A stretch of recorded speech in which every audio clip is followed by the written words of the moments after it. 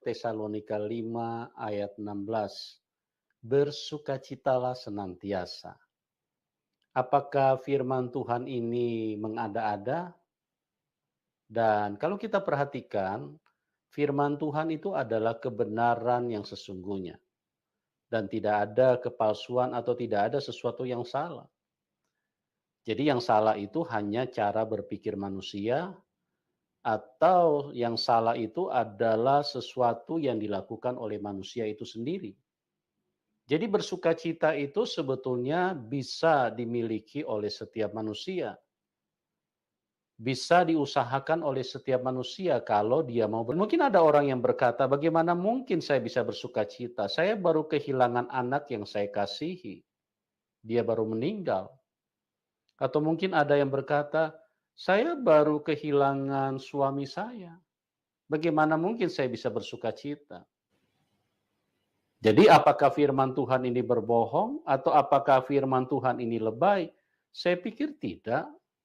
Bahkan bukan saya pikir, dan memang tidak. Ini tidak lebay, ini adalah satu kebenaran yang kita bisa miliki di dalam hidup ini. Dan ingat baik-baik, pada saat firman Tuhan ini ditulis oleh Rasul Paulus kepada jemaat di Tesalonika, dia sedang berada di penjara. Bukan di tempat yang mengenakan daging. Dia bukan sedang berada di hotel bintang 5. Dia bukan sedang berada di istana. Dia bukan sedang berada di tempat-tempat yang mewah. Tapi dia sedang ada di penjara. Di balik jeruji-jeruji besi. Disitulah dia berada dan firman Tuhan itu bisa ditulis. Jadi bagaimana mungkin seseorang yang tidak bersukacita, dia bisa menulis, dia bisa menyampaikan bersukacitalah senantiasa. Jadi tentu Paulus itu adalah orang yang mengalami sukacita. Sehingga sukacita yang dia alami, itulah yang membuat dia bisa menulis, dia bisa mengajarkan. Saya mau beri penjelasan seperti ini. Kalau dia seorang pengajar bela diri, maka dia harus bisa menguasai bela diri dulu. Baru dia bisa mengajar. Kalau dia seorang guru matematika, dia harus menguasai dulu pelajaran matematika. Baru dia bisa mengajar. Kalau dia tidak menguasai, apa yang dia mau ajarkan? Bahkan mungkin dia akan ditertawain, akan diusir, atau mungkin akan dipukul oleh orang lain karena dia sedang bermain-main dengan orang yang ada di hadapannya. Jadi begitu juga dengan Rasul Paulus, tidak mungkin dia tidak bersukacita, kemudian dia mau berkata, dia menulis firman Tuhan, bersukacitalah senantiasa. Nah, saya sangat yakin, dan ini adalah sebuah kebenaran, jadi bersukacita itu bisa dihadirkan oleh manusia. Setiap manusia, dengan catatan yang pertama, dia harus dekat dengan Tuhan. Ya, jadi karena sumber sukacita itu berasal dari Tuhan. Dikatakan dia Raja Damai. Karena kekuatan yang sempurna, sukacita, damai yang begitu berkuasa di dalam kehidupan ini. Itu bisa saja Tuhan berikan di dalam hidup manusia. Asal manusia itu dekat. Tapi kalau manusia tidak pernah dekat dengan Tuhan, maka dia akan kehilangan sukacita. Ya, saya mau beritahu kepada kita bahwa banyak orang kaya tidur di rumah, mungkin AC-nya 3 PK di dalam satu kamar. Tapi dia tidur bisa keringatan. Atau mungkin dia tidak bisa tidur. Dia tidur di tempat spring bed yang paling nomor 1 di dunia. Tapi mungkin dia tidak bisa tidur. Karena apa? Karena dia tidak ada sukacita. Dia gelisah, dia mutar kiri kanan. Karena saking gelisahnya bahkan ditambah dengan rasa takut yang berlebihan. Akhirnya dia harus minum obat tidur. Nah, inilah saya mau beritahu kepada kita bahwa banyak orang yang tidak bersukacita. Kenapa? Karena dia tidak dekat dengan Tuhan. Maka kalau seandainya firman Tuhan berkata, bersukacitalah senantiasa, maka itu artinya dekatlah kepada Tuhan. Karena dialah sumber sukacita itu. Dialah yang bisa membuat hatimu bergembira. Dialah yang membuat hatimu penuh dengan gairah. Ya, contohnya kalau manusia sedang pacaran kan dia penuh dengan sukacita. Ya, masalah-masalah kecil itu tidak menghilangkan sukacita yang ada di dalam hidupnya. Apalagi kalau Anda sedang berintim dengan Tuhan, Anda sedang dekat dengan Tuhan, maka sukacita yang luar biasa itu akan mengalir di dalam hidupmu.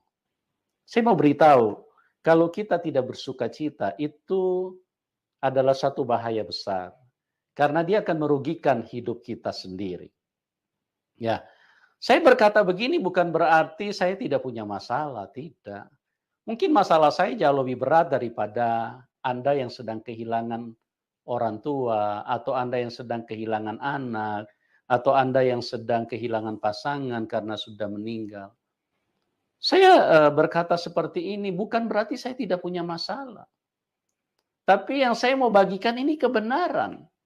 Kebenaran yang bisa membangkitkan kehidupanmu. Karena apa? Karena sumber sukacita itu ada di dalam Tuhan. Jadi sekalipun masalah, sekalipun tekanan, sekalipun kesulitan itu menghadang di depan. Kalau Anda dekat dengan Tuhan, maka kekuatan Tuhan itu jauh lebih besar. Jadi kegairahan, sukacita, kegembiraan itu bisa hadir di dalam hidup kita. Seperti yang dialami oleh Rasul Paulus. Dia bisa bersukacita secara luar biasa, bahkan dia menulis ayat firman Tuhan kebenaran ini untuk menjadi milik siapapun. Karena memang ini firman Tuhan. Bersukacitalah senantiasa. Jangan hidup dengan kesedihan.